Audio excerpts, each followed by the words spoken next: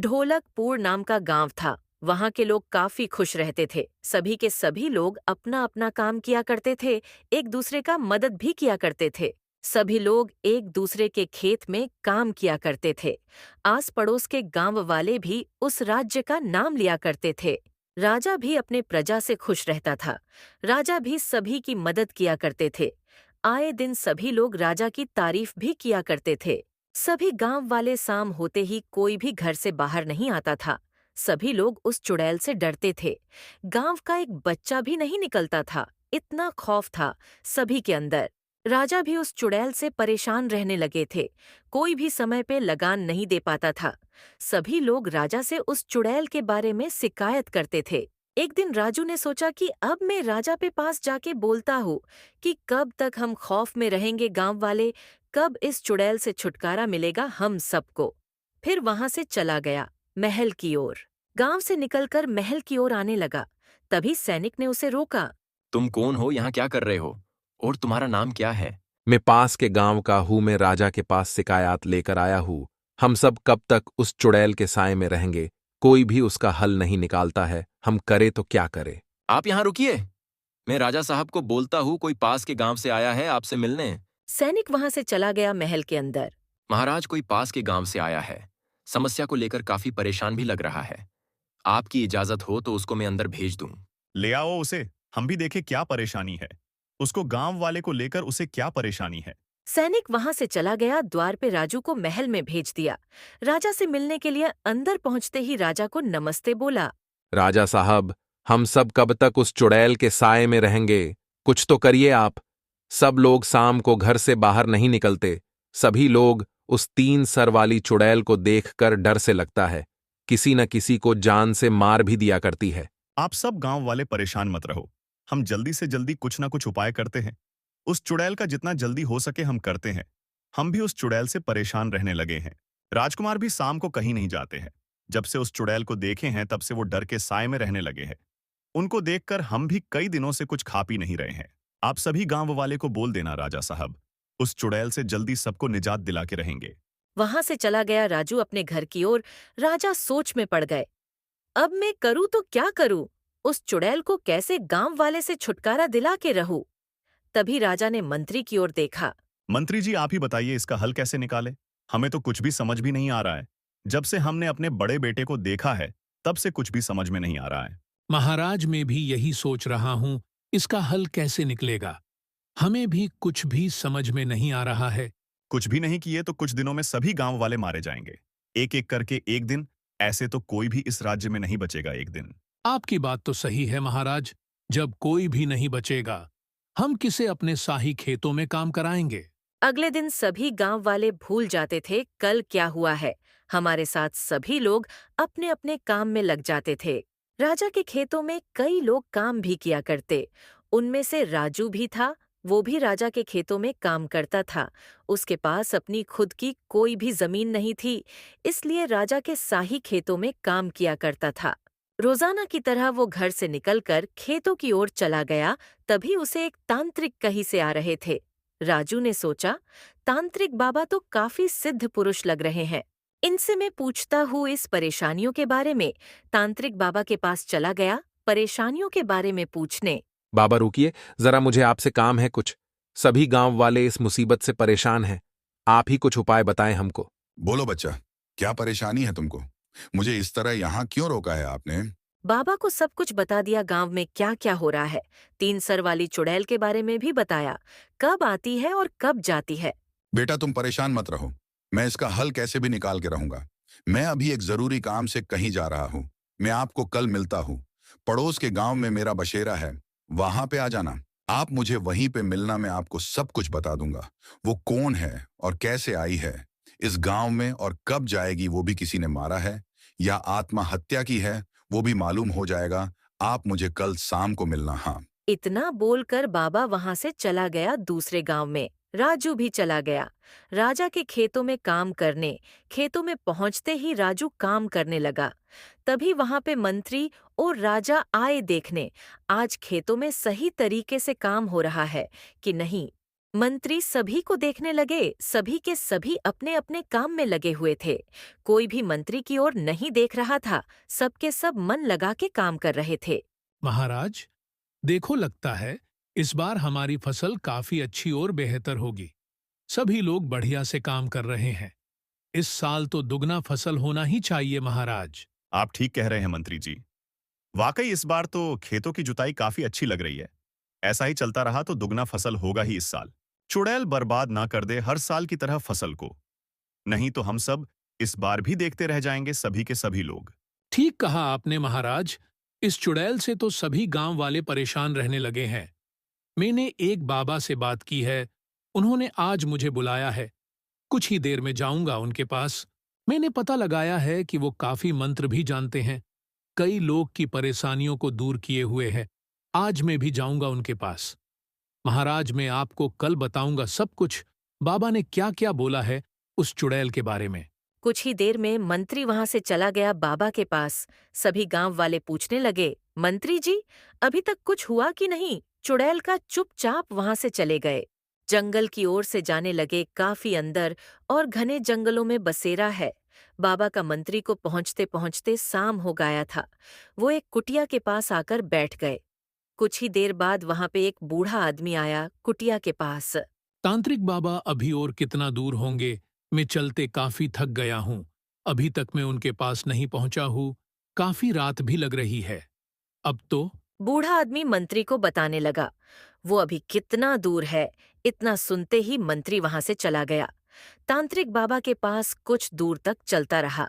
कुछ दूर पहले ही मंत्री को धुआं दिखा। वो समझ गया, लगता है तांत्रिक यहीं पे है। मंत्री आगे बढ़ने लगा। कुछ ही देर में वो वहां पहुंच गया, अपनी मंजिल पे। मंत्री पहुंचते ही अचंभव में पड़ गया। ये सब क्या है? तांत्रिक है या खूनी? मेरे तो कुछ समझ में नहीं आ रहा है। अब मैं करूँ तो क्या करूँ?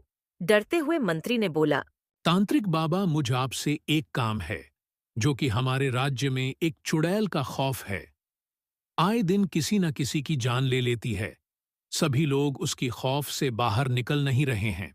राज्य का सारा काम धरा के धरा रह जाता है। कुछ तो करिए आप, नहीं तो एक दिन ऐसा आएगा पूरे गांव में कोई नहीं बचेगा। तभी तांत्रिक काला जादू से पता करने लगा 3 मुंह वाली चुड़ैल कहाँ से आई है। वो साधना में लीन हो गया। कुछ देर बाद वो मंत्र बोलना चालू किया। ओम गीली गीली स्वाहा, ओम गीली गीली स्वाहा, आबरा का डाबरा स्वाहा। आ जा चुड़ैल, आज तुझे मैं नहीं छोड़ूंगा, आ जल्दी से। ओम गीली गीली स्वाहा। इतना सुनते ही कुछ ही देर में चुड़ैल आ गई वहां पे। मंत्री उसको देखते ही बेहोश हो गया। तांत्रिक उसको देखने लगा। काफी देर तक उसको देखता रहा। तांत्रिक ने उसको देखा, सब कुछ याद आ गया। वो कौन है और किसने मारा है? तुझे याद है ना मैं कौन हूं? अच्छे से देख ले। तुझे कुछ याद आया कि नहीं अभी तक? अब मैं तुझे नहीं छोड़ूंगी। तुझे अब मारना होगा सबकी तरह। तुम सब ने मिलकर मुझे और मेरे परिवार को मारा है। मैं किसी को भी नहीं जाने दूंगी अब तो। नहीं, मुझे छोड़ दो। मैंने तुम्हें और तुम्हारे परिवार वाले को नहीं मारा है। उन सबको तो राजा और उसका छोटा बेटा मारा है। तुम सबको मैं तो सिर्फ अपने मंत्र से अधमरा कर दिया था। बस मेरी इतनी सी गलती है। बस इतनी सी गलती है तुम्हारी? सिर्फ मेरे और मेरे पूरे परिवार को तुम सब ने मिलकर मार डाला। बस इतनी सी गलती है। अब तुम भी मरोगे वैसे ही। राजा ने तुम्हारे जमीन के लिए पूरे परिवार को मार डाला था। चुड़ैल ने अपनी शक्तियों से मार दिया। तांत्रिक वहीं पे मर गया। कुछ ही देर बाद 3 मुंह वाली चुड़ैल वहां से गायब हो गई। कुछ ही देर बाद मंत्री को भी होश आया। तांत्रिक को मरा हुआ देखकर वो संयम गया था कुछ देर के लिए। तांत्रिक को चुड़ैल ने मार दिया। अब मैं महाराज को क्या बोलूं और कैसे मुंह दिखाऊंगा मैं?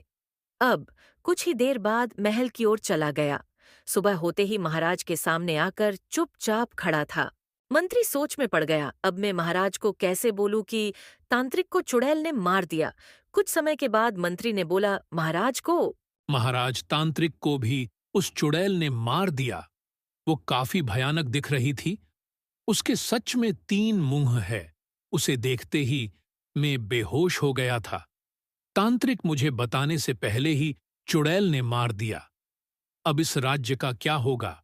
मंत्री की बात सुनकर राजा भी सोच में पड़ गया। अब मैं क्या करूं? इस समस्या का किसके पास जाऊं? कुछ ही देर बाद महाराज का छोटा बेटा वहां पे आया। पिताजी, आप इतना परेशान क्यों लग रहे हो?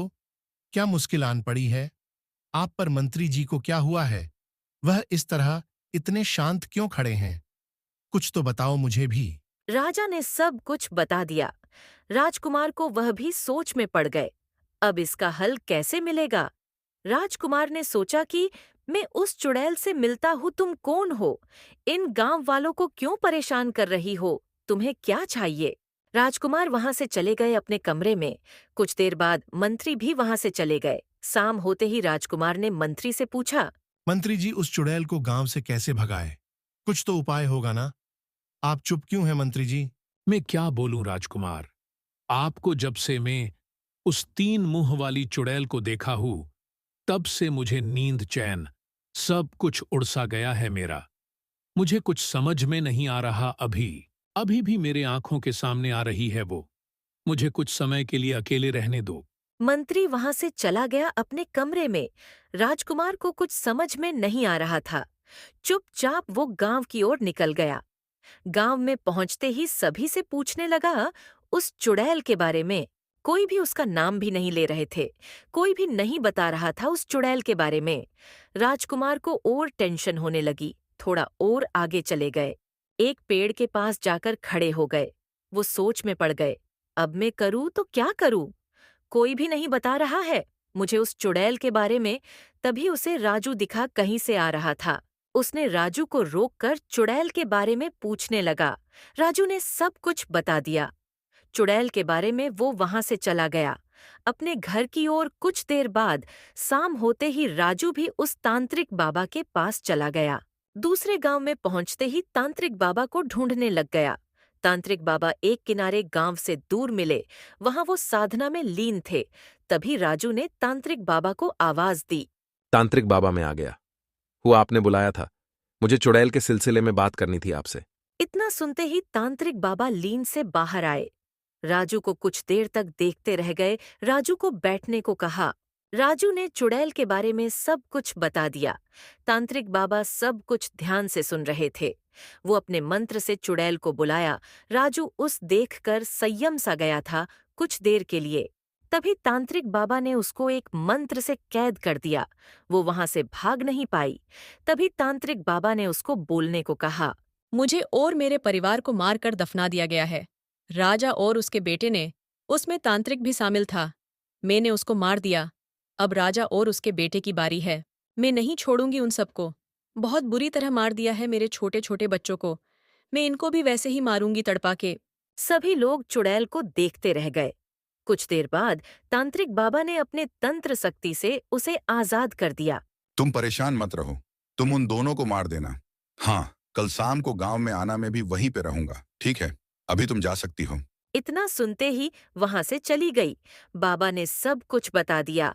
राजू को क्या करना है और कैसे करना है, सब कुछ अच्छे से बता दिया।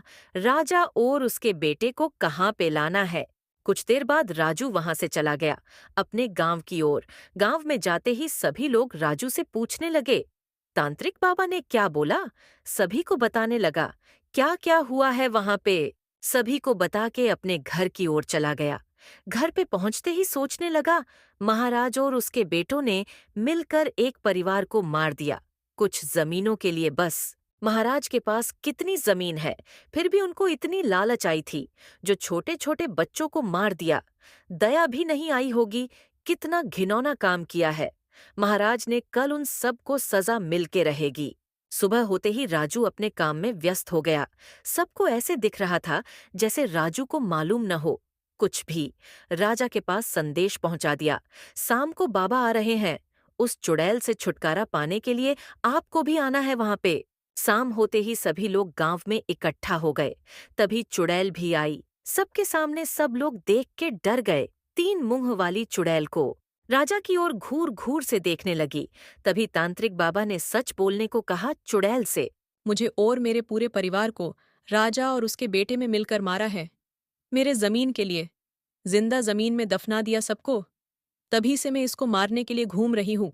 उस तांत्रिक ने पूरे महल को अपने जादुई मंत्र से और इसके बेटे को एक जादुई ताबीज दिया है।